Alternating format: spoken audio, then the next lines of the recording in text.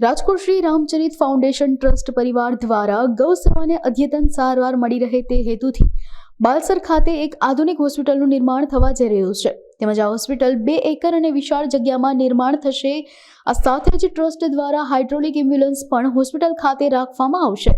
આ કાર્યક્રમની વિશેષ ઉર્જા મળી રહે તે હેતુથી તારીખ 13 જાન્યુઆરી 2025ના રોજ એક ભવ્ય ડાયરાનું આયોજન પણ કરવામાં આવશે.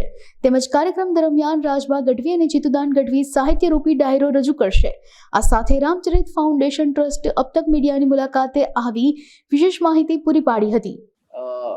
શ્રી રામચરિત ફાઉન્ડેશન ટ્રસ્ટ પરિવાર તરફથી મારું નામ ઓમ રાજેશભાઈ છે.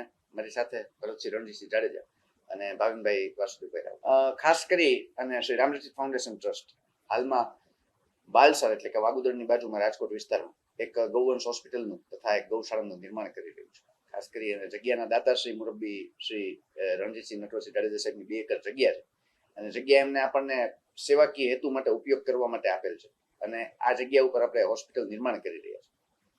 તમને પ્રથમ તો વાત કરું કે શ્રી રામચરિત ફાઉન્ડેશન ટ્રસ્ટ ઘણા સમયથી આ કાર્ય કરે અને વ્યક્તિગત કહીએ તો આ સેવાની પ્રેરણા ખાસ ભારતીય સંત પરંપરા અને માતા પિતાનો વારસો, પરિવારની જે રેણીકેણી ઉછેર અને ઈશ્વરનો રાજીપો આ હેતુથી સેવાકીય કાર્ય શરૂ કરેલું હતું. મારા સાથી ટ્રસ્ટીઓ એમનો ખૂબ સહયોગ અને આ કાર્ય આગળ ચાલતું ગયું.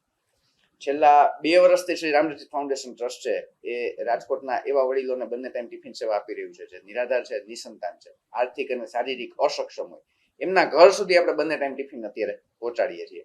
બિપોરજોય વાવાઝોડું હોય, દિવાળી હોય, જન્માષ્ટમી હોય કે અતિવૃષ્ટિ જેવો વરસાદ હોય ત્યારે પણ આપણી ટિફિન સેવા અવિરત ચાલતી હોય છે. એ ઉપરાંત રાજકોટ બહારના વિસ્તારમાં રોજના અંદાજિત 500 થી 550 શ્વાનને આપણે દૂધ રોટલીનું ભોજન કરાવીએ છીએ. રોજની અંદાજિત 2500 જેટલી રોટલી, 70 લીટર જેટલું દૂધ. અને આ માટે ખાસ કરી દૂધ રોટલી માટે સોસાયટી મિત્રોનો સહયોગ અમે ખૂબ જ વંદન સાથે સ્વીકારીએ છીએ, કેમ કે એમના વગર આ કાર્ય શક્ય જ નથી. દાતા મિત્રો દૂધ આપે છે, એમના વગર કાર્ય શક્ય નથી. અને રિક્ષા, આના માટે 4 રિક્ષા કાર્યરત છે. આ 4 રિક્ષાના દાતા મિત્રોને ખાસ કરી નતમસ્તક વંદન કરી રહી કે આપના સહયોગ વગર આ કાર્ય શક્ય નથી બનતું. બાલસર ખાતે જે હોસ્પિટલનું નિર્માણ કરી રહ્યા છે એના માટે ખાસ કરીને આવનારી 13 તારીખે એક ભવ્ય લોક ડાયરાનું આયોજન કરવામાં આવેલું છે. આ માટે ખાસ કરી અને આ આયોજન માટે પ્રતિપાલસિંહ છોટુભા ગોહિલ ઉપરાંત ધર્મેન્દ્રસિંહ રાણા, પિન્ટુભાઈ ખાટડી અને ભરતસિંહ રણજીતસિંહ જાડેજા આમના દ્વારા આયોજન થઈ રહ્યું છે. અને આજે આયોજન આપણે કરવા જઈ રહ્યા છીએ, આ આયોજનમાં જેટલું પણ નાણાકીય યોગદાન પ્રાપ્ત થાય, આપ સર્વ મિત્રોનો સહયોગ પ્રાપ્ત થાય, તે તમામ રાશિનો ઉપયોગ જે અત્યારે બાલસર ખાતે હોસ્પિટલનું નિર્માણ થઈ રહ્યું છે એ નિમિત્તે કરવામાં આવશે. આપ સર્વેને એક વિનંતી કરીએ છીએ કે બાલસર ખાતે અત્યારે નિર્માણ ચાલુ જ છે. ઓપરેશન થિયેટરનો સ્લેબ ભરાઈ ચૂક્યો છે, લેબનો સ્લેબ પણ ભરાઈ ચૂક્યો છે. આપ ત્યાં પણ વિઝિટ કરો, આપ જગ્યા જોવો અને વિશેષ કરીને ખૂબ જ એક ભાવથી આપને અમે આમંત્રણ આપીએ છીએ, વિનંતી કરીએ છીએ. અને આપ સર્વે અમારા જ પરિવાર છો તો ખાસ કરીને આ ડાયરાનો આપ બોડી સંખ્યામાં રાજકોટની જનતા લાભ લે એવી ખાસ નમ્ર વિનંતી છે.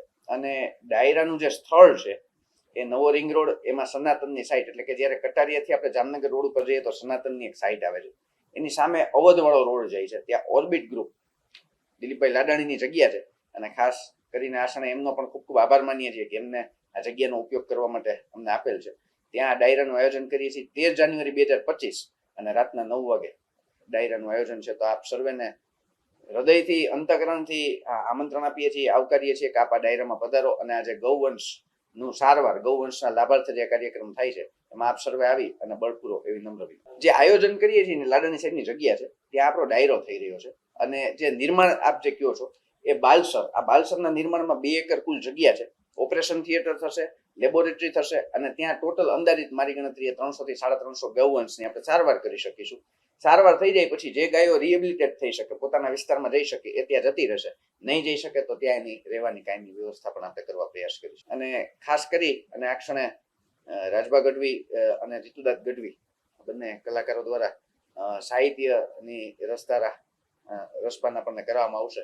તો આ ક્ષણે અહીંથી એમનો પણ ખૂબ ખૂબ આભાર વ્યક્ત કરીએ છીએ. અને ખાસ કરી રાજભાનો ખૂબ ખૂબ આભાર કે એમને ખૂબ સરસ રીતના આયોજન સમય આપી અને કાર્યને બને.